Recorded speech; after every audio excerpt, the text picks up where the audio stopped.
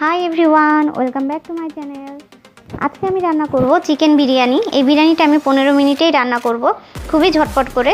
দেখে নিন রেসিপিটি।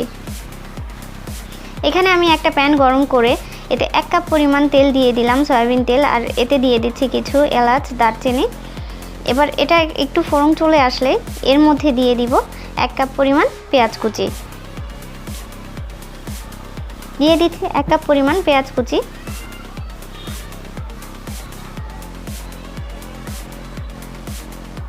এবার একটু নাড়াচাড়া করছি প্রায় 1 মিনিটের মতো।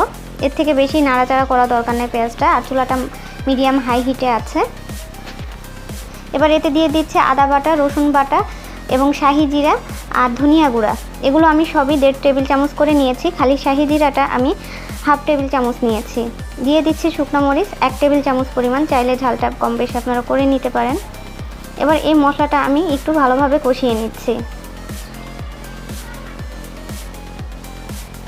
প্রথমে আমি মশলাটা এমনি তেলের সাথে কষাচ্ছি, এরপরে আমি সামান্য একটু পানি দিয়ে মশলাটা কষিয়ে নিব।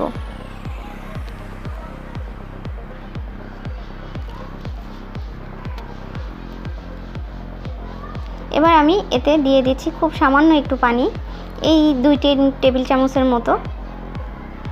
এবার এই পানিটা দিয়ে মশলাটা কষিয়ে নিচ্ছি। এখন এর মধ্যে দিয়ে দিচ্ছি একেবারে ছোট ছোট টুকরো করা চিকেন। আর দিয়ে দিচ্ছি স্বাদ মতো লবণ। চিকেনটা আমি ছোট ছোট করেছি, যেহেতু ঝটপট রান্না করব তাই আমি চিকেনটা ছোট ছোট করেছি। এবার দিয়ে দিচ্ছি বিরিয়ানির মশলা। আমি পুরো 1 প্যাকেটই দিয়ে দিচ্ছি, কারণ আমি এখানে 1/2 কেজি চাল রান্না করব।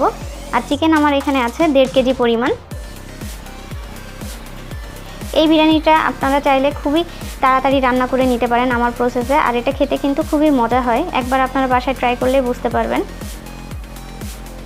এবার খুব ভালোভাবে নাড়াচাড়া করলাম। নাড়াচাড়া করে আমি এবার এতে দিয়ে দিচ্ছি 1 কাপ পরিমাণ টক দই। টক দইটা আমি পানি ঝরিয়ে ফেটে নিয়েছি।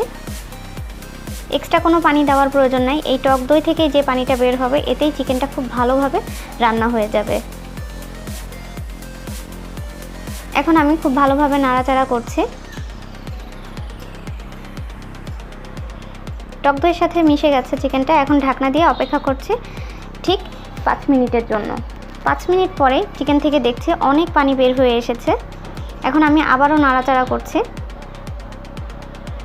এভাবে নাড়াচাড়া করে আমি এখন আর ঢাকবো না। চিকেনটা থেকে অনেক পানি বের হয়েছে। আরও 5 মিনিট কষিয়ে নেওয়ার পর আমি দিয়ে দিলাম আগে থেকে ধুয়ে রাখা পোলাওয়ের চাল। এখন আমি পোলাওয়ের চালটা আর চিকেনটা খুব ভালোভাবে নাড়াচাড়া করে মিক্সড করে নিচ্ছি 5 মিনিটের জন্য। জাস্ট হালকা ফ্রাই করে নিচ্ছি।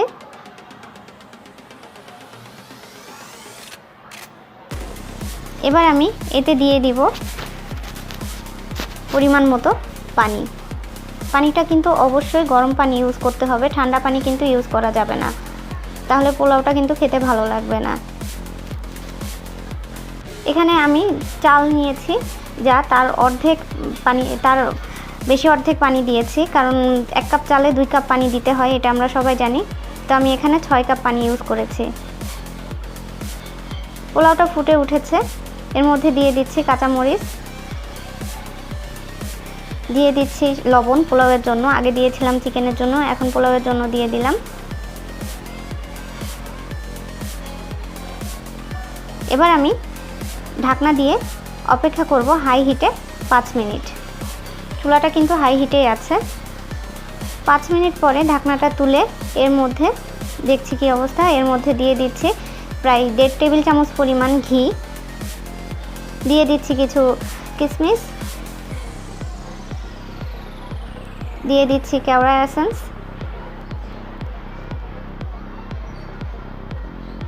দিয়ে দিচ্ছি গোলাপ জল। এবার এই সমস্ত উপাদানগুলো আমি মিশিয়ে নিচ্ছি। আর এগুলো দিলে কিন্তু লাস্টে পোলাওটাও খেতে খুব ভালো লাগে আর দারুণ একটা ফ্লেভার আসে।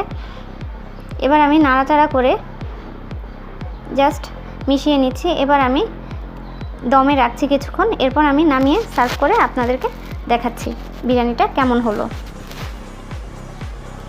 বিরিয়ানিটা হয়ে গেছে, একেবারে ঝরঝরা হয়েছে। আপনাদেরকে দেখিয়ে দিচ্ছি একটু। বিরিয়ানিটা একটা চাল কিন্তু আরেকটার সাথে লেগে যায়নি। এই পর্যায়ে বিরিয়ানিটা কিন্তু খাওয়ার জন্য একেবারে রেডি। আমি চুলাটা এখন অফ করে দিচ্ছি।